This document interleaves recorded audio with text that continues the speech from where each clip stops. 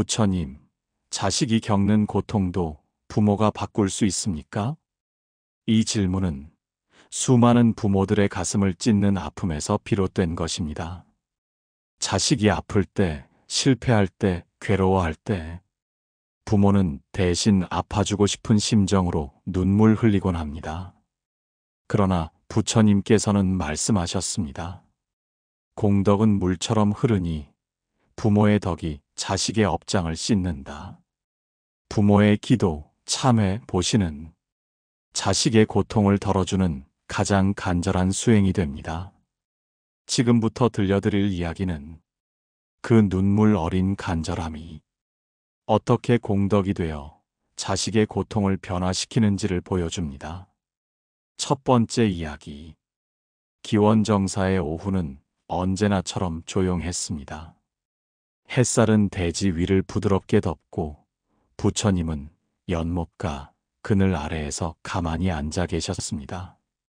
그 곁으로 제자 중 한 사람이 조심스럽게 다가왔습니다.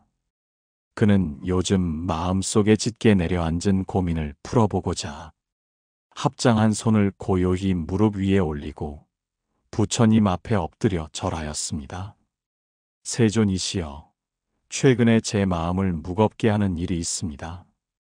부처님께서는 고개를 살짝 끄덕이며 말을 이으라 손짓하셨습니다. 저는 요즘 한 청년을 자주 떠올립니다. 그는 나이도 어리고 몸도 건강해 보이지만 이상하리만큼 늘 사고를 당하고 어디를 가도 다치고 마음도 매우 불안정해 보입니다. 사소한 일에도 크게 분노하고 갑자기 우울에 빠지며 자신을 자해하려는 충동도 느낀다고 합니다. 그 부모는 극진히 그를 돌보며 정성을 다하지만 그 청년의 삶에는 왜 이토록 고통이 그치지 않는 것인지요?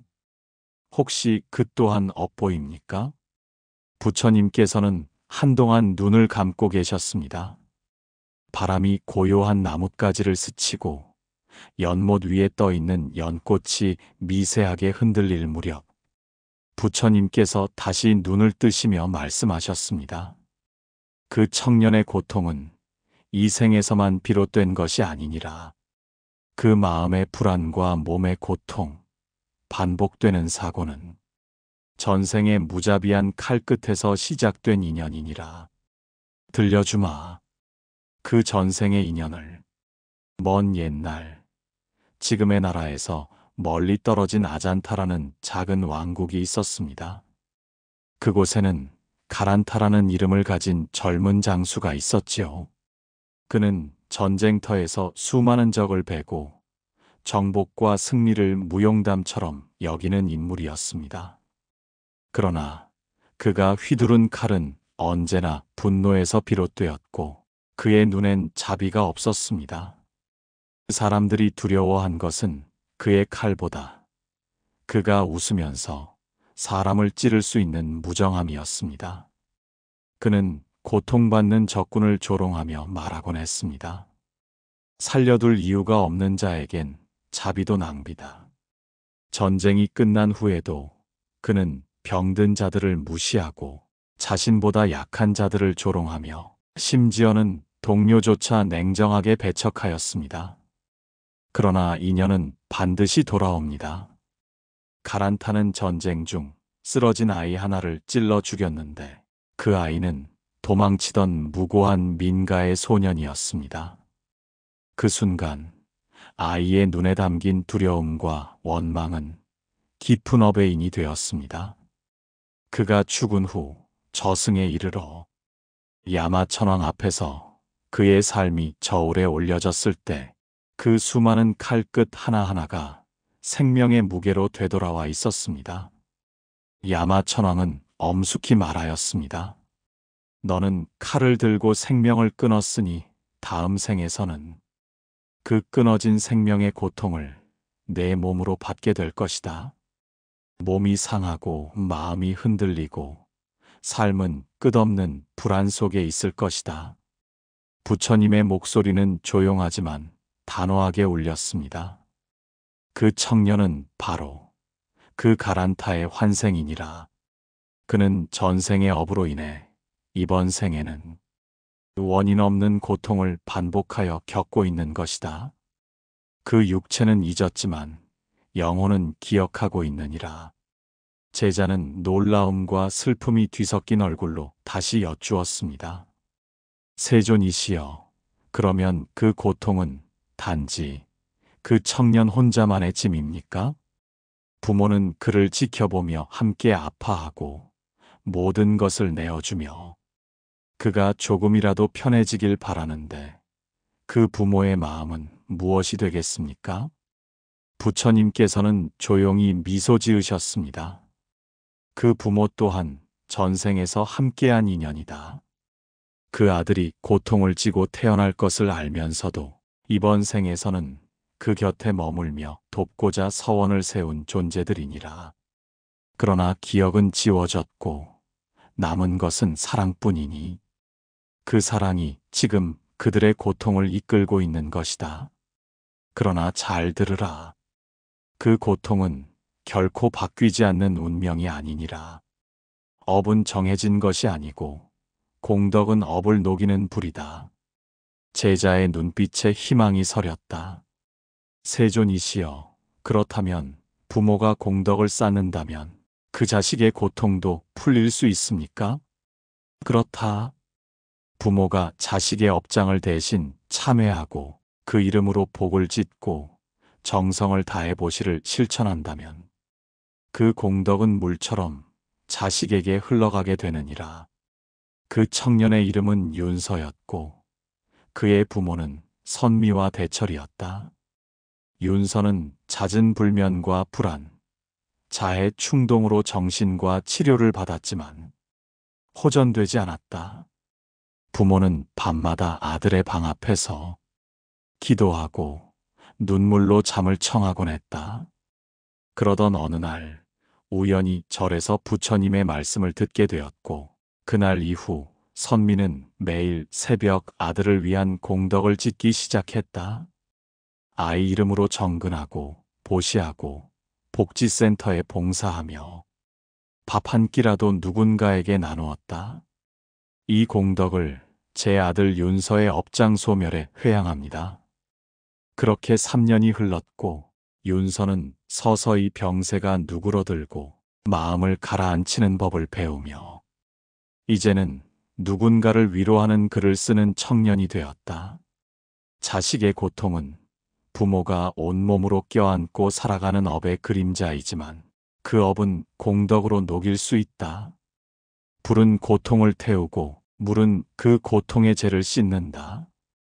부모의 공덕은 그 물이 되어 자식의 마음을 맑게 하느니라. 누구에게나 고통은 찾아옵니다. 특히 자식이 고통받는 모습을 지켜보는 부모의 마음은 삶의 가장 큰 시험이 되곤 합니다. 하지만 부처님은 말씀하셨습니다. 업은 녹일 수 있고 공덕은 흘러간다. 자식을 위해 기도하고 나누고 회양하십시오.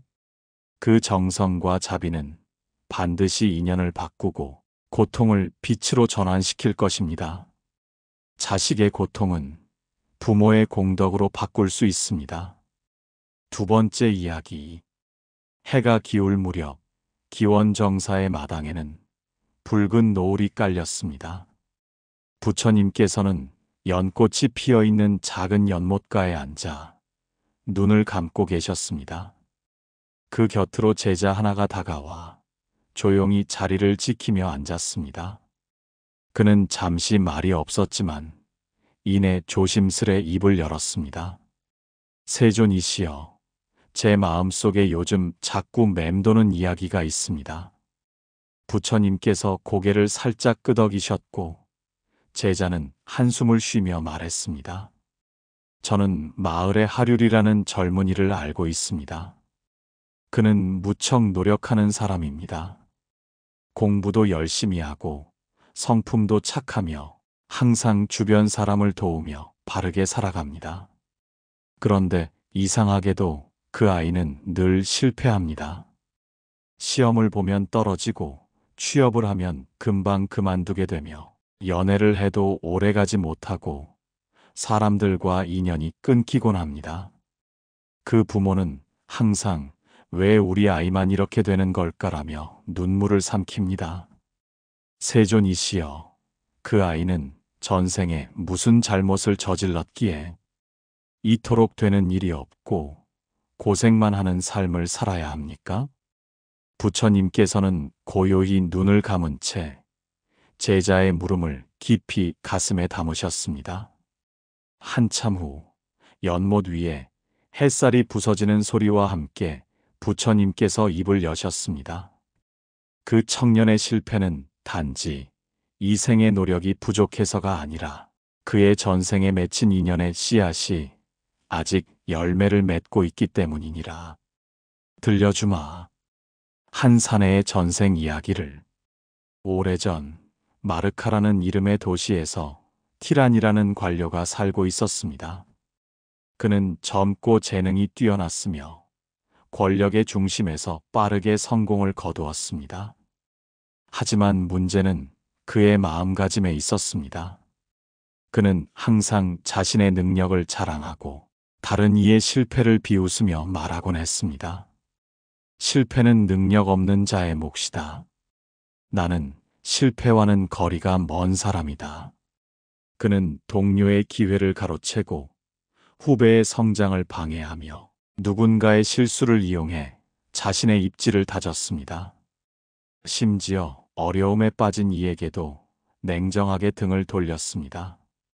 저 아이는 실패할 운명이다. 가까이 하면 내 운도 더러워진다. 그는 성공을 거듭하며 부와 명예를 얻었지만 그 마음 속에는 교만이 깊이 박혀 있었습니다. 그가 세상을 떠났을 때 그의 영혼은 업의 저울 위에 올려졌습니다. 야마천왕은 엄숙한 얼굴로 말했습니다. 내가 이룬 성공은 남의 실패를 디딤돌로 삼은 것이며 내가 저버린 인연은 모두 다시 너의 앞날을 가로막는 벽이 되리라. 다음 생에서는 내가 노력해도 번번이 실패하고 인연을 맺어도 이내 끊어지며 스스로에게 끝없는 의문을 품게 될 것이다. 부처님은 조용히 숨을 고르신 뒤 제자를 바라보며 말씀하셨습니다. 그 청년은 바로 티란의 후생이니라. 이 생에서의 반복되는 실패는 전생에서 지은 업이 반작용처럼 되돌아오는 것이니라. 하지만 그것이 영원한 굴레는 아니다. 제자는 조심스레 물었습니다. 세존이시여, 그렇다면 그 업을 어떻게 해야 끊을 수 있습니까? 그가 아무리 노력해도 바뀌지 않는다면 희망이 없지 않습니까? 부처님은 부드럽게 웃으셨습니다. 희망은 공덕에서 싹튼다. 그의 부모가 참회하고 그 아이를 위한 공덕을 쌓는다면 그 공덕은 마치 마른 대지 위에 내리는 비처럼 서서히 업장을 적시고 인연을 풀어가게 되느니라. 제자의 눈에 빛이 비쳤습니다. 부모의 기도가 자식의 실패를 바꿀 수 있다는 말씀이옵니까? 그렇다.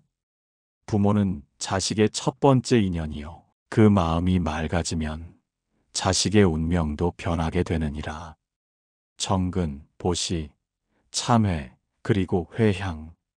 이것이 자식의 업장을 녹이는 길이다.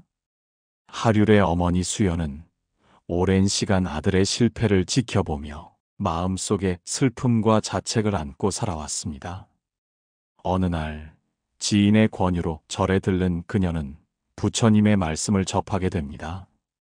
자식의 고통은 부모의 공덕으로 녹일 수 있습니다.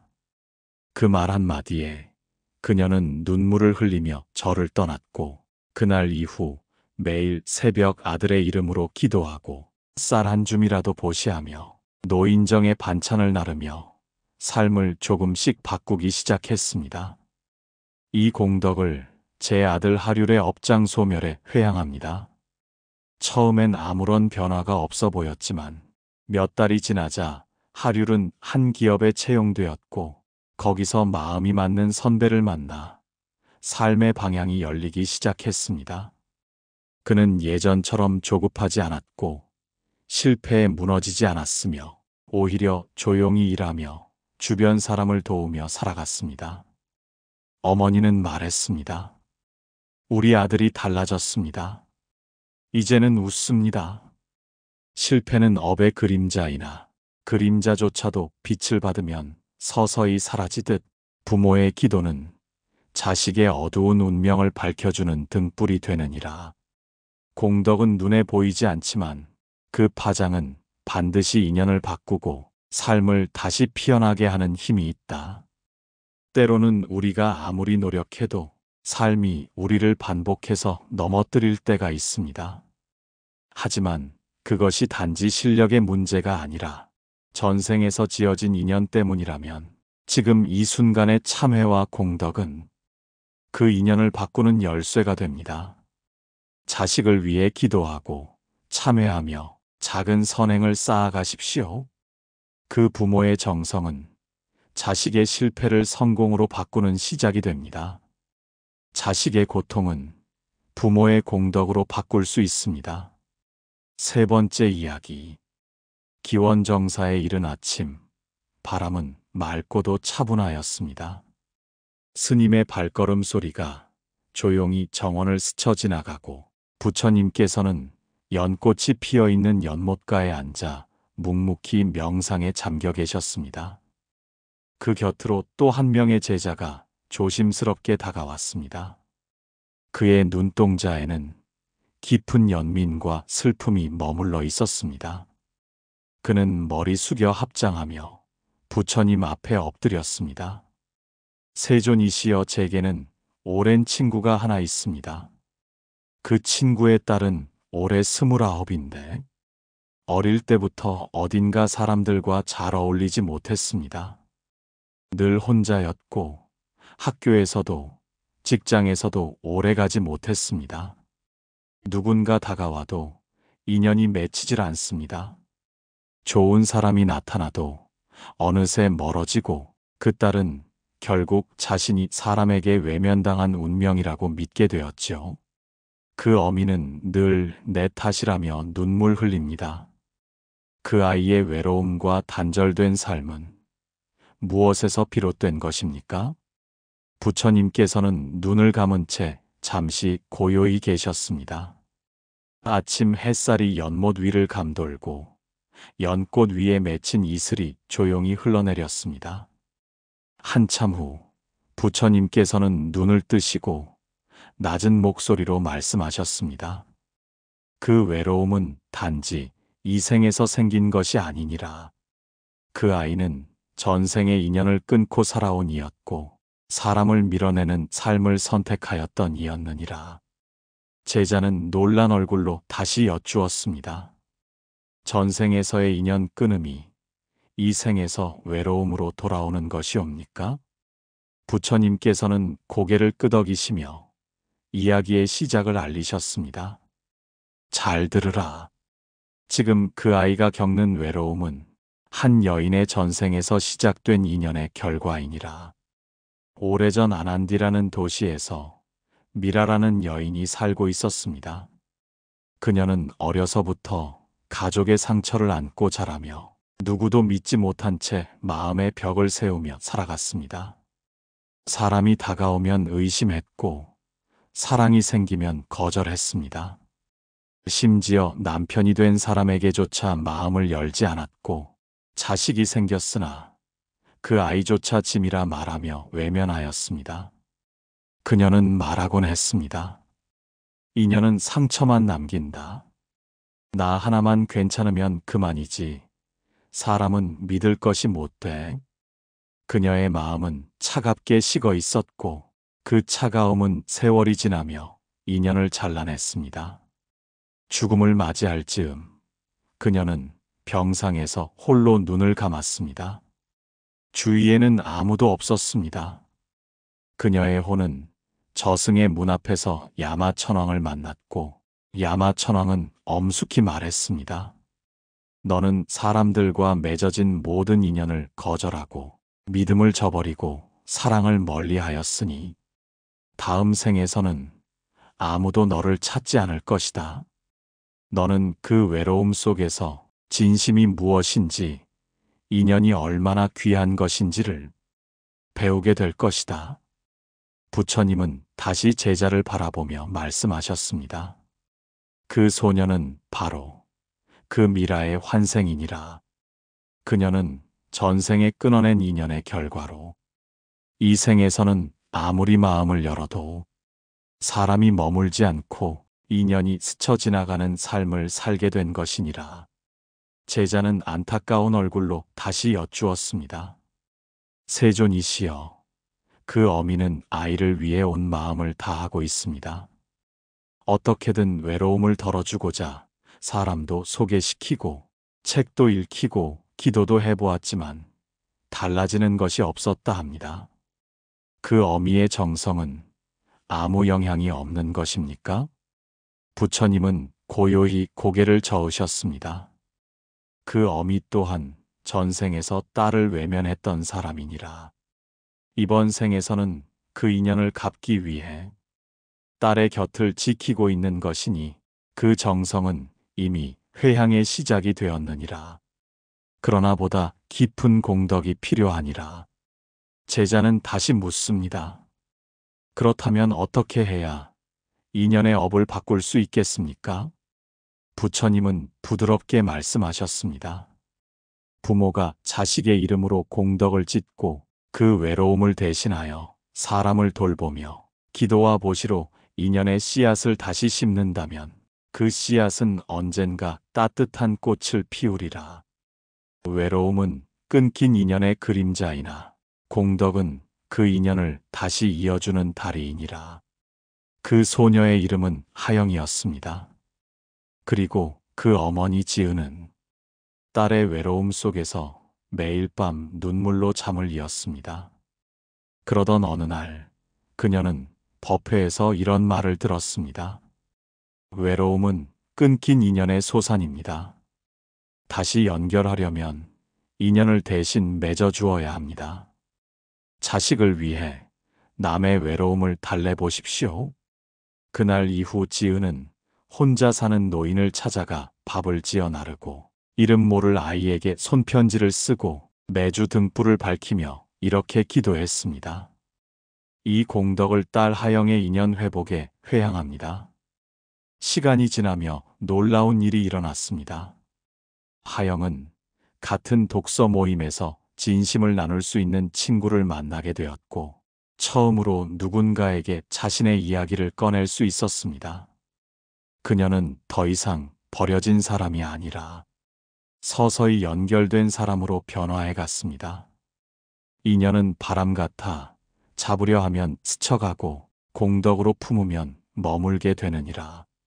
자식이 외롭다면 부모는 대신 인연을 맺고 사람을 돌보며 따뜻한 말을 건네어야 하느니라. 그 정성이 언젠가 자식에게 되돌아와 그 삶을 다시 잊게 하느니라. 외로움은 단지 혼자라는 상태가 아닙니다. 누군가와 연결되지 못하고 어디에도 속하지 못하는 마음의 고통입니다. 그러나 부처님은 말씀하셨습니다. 그 끊긴 인연은 다시 이어질 수 있다. 공덕은 인연을 맺는 씨앗이 된다. 자식을 위해 대신 사람을 사랑하고 도움을 주며 기도하며 공덕을 회향해 보십시오. 그 부모의 마음이 자식의 외로움을 따뜻하게 덮어주는 연결의 바람이 될 것입니다. 자식의 고통은 부모의 공덕으로 바꿀 수 있습니다. 네 번째 이야기. 저녁 노을이 서서히 기원정사의 지붕 위를 덮을 무렵 부처님께서는 나무 그늘 아래 가부좌를 틀고 앉아 계셨습니다. 그 곁으로 조심스레 한 제자가 다가왔습니다. 그는 며칠째 마음이 무거워 부처님께 묻고 싶은 이야기가 있었다고 합니다. 그는 머리 숙여 합장하고 떨리는 목소리로 말했습니다. 세존이시여, 제게는 오랜 인연의 제자가 있습니다. 그 제자의 자식은 어릴 적부터 매우 거칠고 분노가 심합니다. 사소한 일에도 격해지고 누가 말을 붙여도 화를 냅니다. 가족조차 마음을 터놓기 어려울 정도입니다. 그 아이는 겉으로는 지극히 평범해 보이지만 속에는 말 못할 고통이 있는 듯합니다. 부모는 그 아이를 위해 정성을 다하지만 마음의 문은 닫힌 채 세상을 향해 분노만을 쏟아내고 있습니다. 그 부모는 늘 자책합니다. 혹시 내가 잘못 키운 것인가? 전생에 아이에게 무슨 빚이라도 진 것일까? 그 아이의 분노, 그 깊은 불꽃은 어디서 온 것입니까? 부처님께서는 천천히 눈을 감으셨습니다. 그 자리에 잠시 바람이 머물고 나뭇잎이 흔들렸습니다. 이내 부처님께서는 눈을 뜨시고 잔잔한 목소리로 말씀하셨습니다. 그 아이는 전생에서 깊은 원한의 인연을 지니고 태어난 이니라. 그 분노는 이유 없는 감정이 아니라 과거의 상처가 아직도 마음속에 불씨로 남아있는 것이니라. 잘 들으라. 그 분노의 업은 어떻게 만들어졌는지를 이야기해 주겠다. 아득히 먼 옛날 비디아라는 작은 나라에서 수아라는 이름의 병사가 살고 있었습니다. 그는 가난한 집안에서 태어나 어린 시절부터 세상의 냉대를 받으며 자랐습니다. 어느 날 그의 마을에 새로운 지방관이 부임해 왔습니다. 그 관리는 야타라는 이름의 남자였으며 지위도 높고 입도 달콤했으며 사람들에게 인정을 받았습니다. 수아는 그 야타의 권력 아래에서 오랜 시간 굽히며 일해야 했습니다.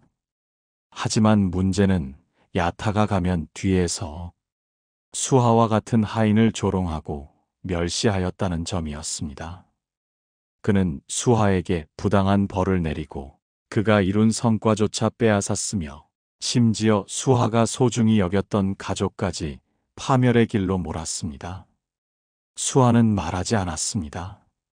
다만 속으로 그의 이름을 수없이 되뇌며 이를 갈았습니다. 다음 생에 반드시 널 다시 만나. 내 안의 이 불을 너도 느끼게 하겠다.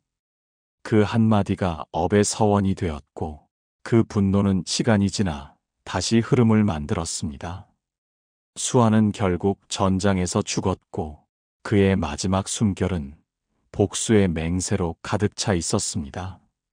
부처님은 제자를 바라보며 말씀하셨습니다. 그 아이는 바로 그 수아의 환생이니라. 그리고 그 부모 중 한 명은 전생의 야타, 즉 그 아이를 억누르고 괴롭혔던 자의 혼이 다시 태어난 인연이니라. 자식은 분노로 태어나고 부모는 그 분노를 끌어안으며 속죄하는 삶을 살게 되었느니라. 제자는 말을 잃은 듯 고개를 떨구었습니다.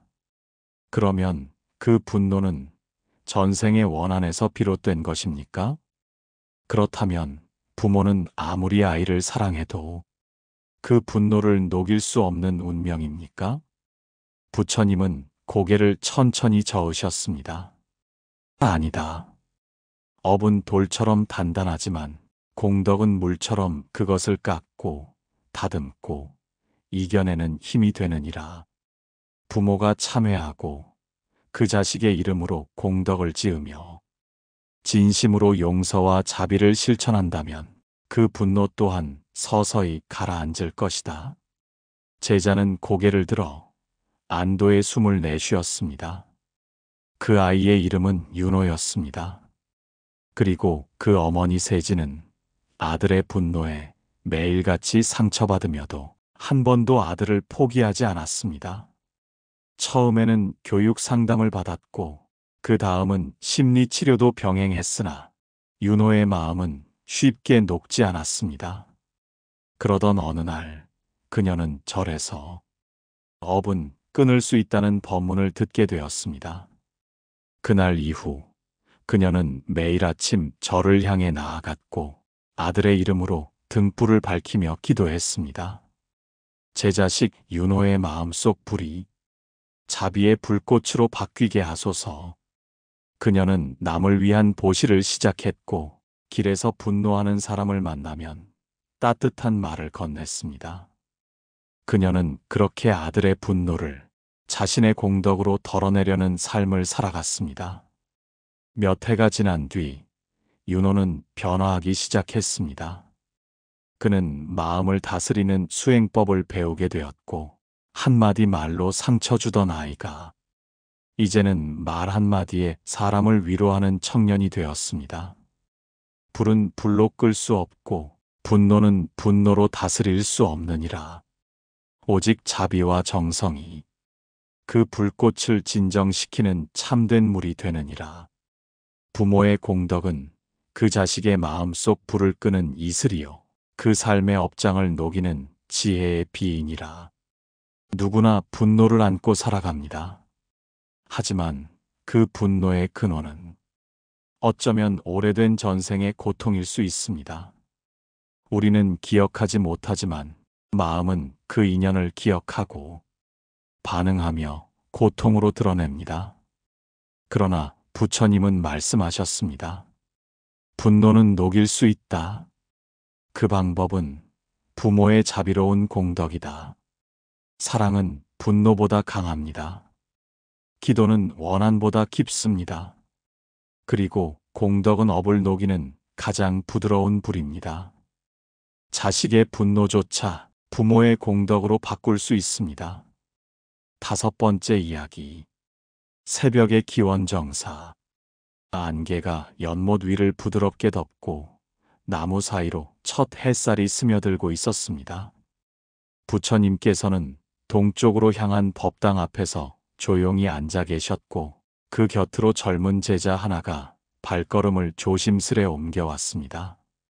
그는 고개를 깊이 숙이며 합장하고 나직이 말했습니다. 세존이시여, 제가 모시는 마을 신도 중에 아이를 둔 부부가 있습니다. 그 아이는 태어날 때부터 병약하였고 10살이 된 지금도 거의 대부분을 병원에서 지내고 있습니다. 부모는 그 아이를 위해 모든 것을 내어놓고 살아가지만 병은 좀처럼 나아지지 않고 의사는 아이가 평생 건강하게 지내긴 어려울 수 있다고 말하였습니다. 부모는 점점 지쳐가고 있습니다.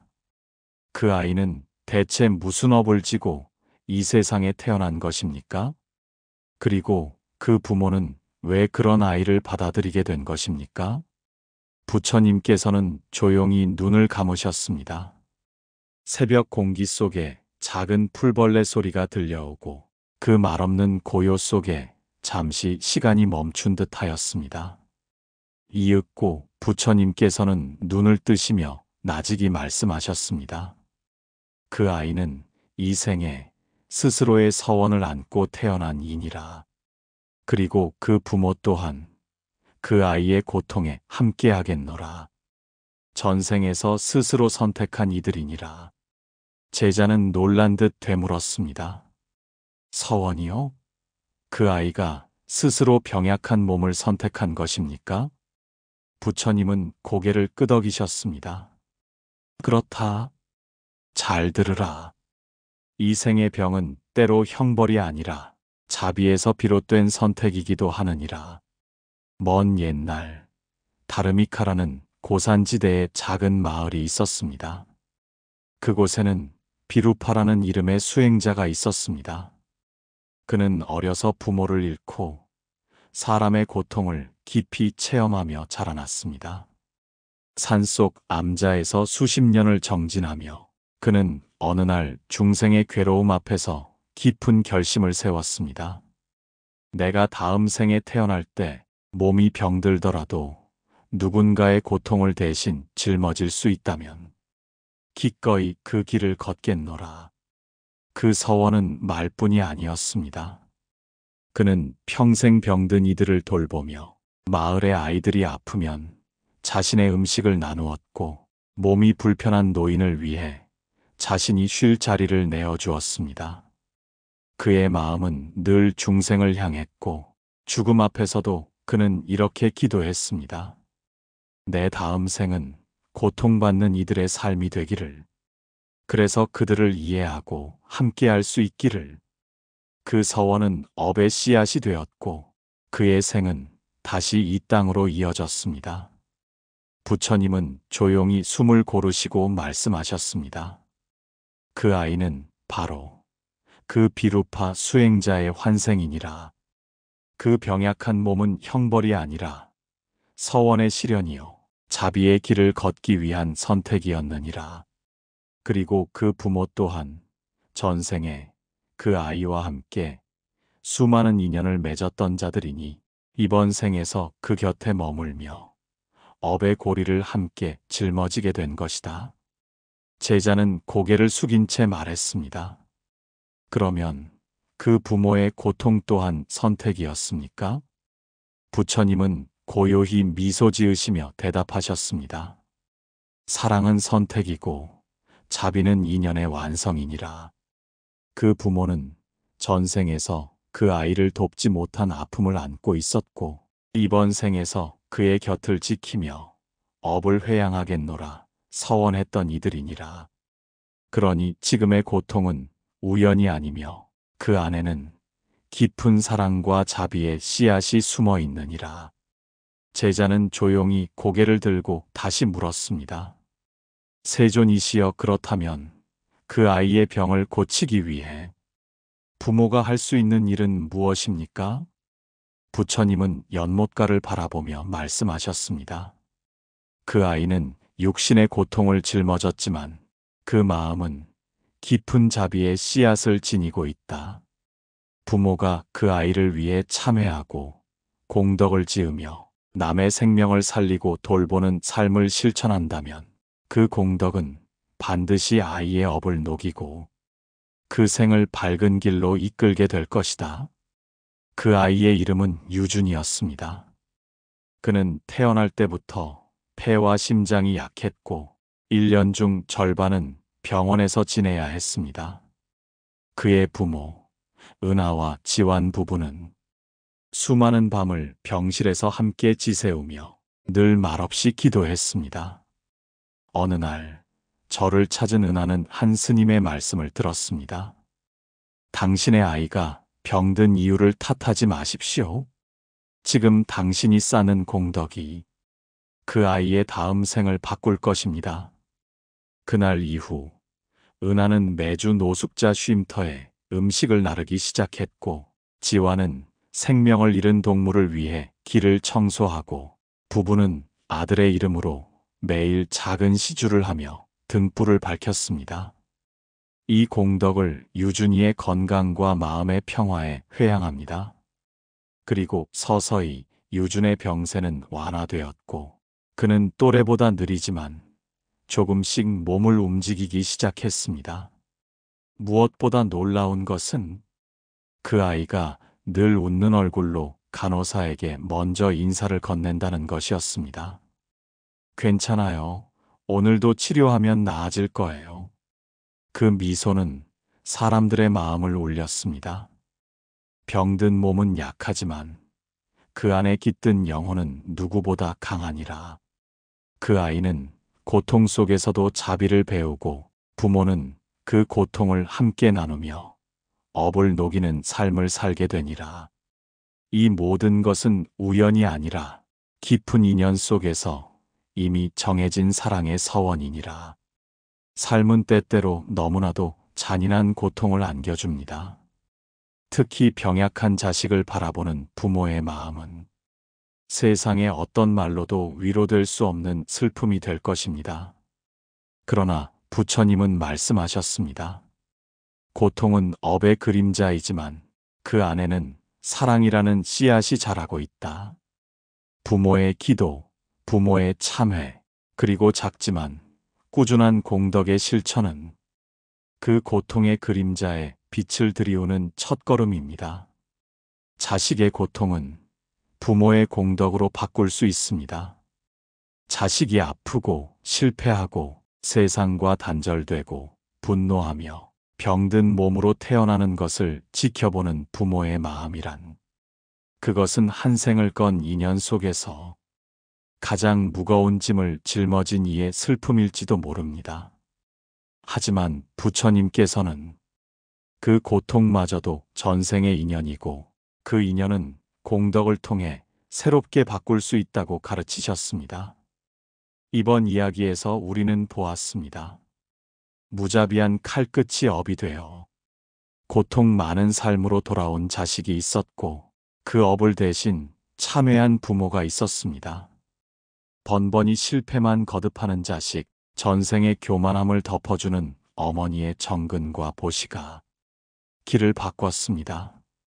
외로운 아이의 전생엔 끊어진 인연이 있었고 현생의 어머니는 그것을 이어주는 다리가 되었습니다.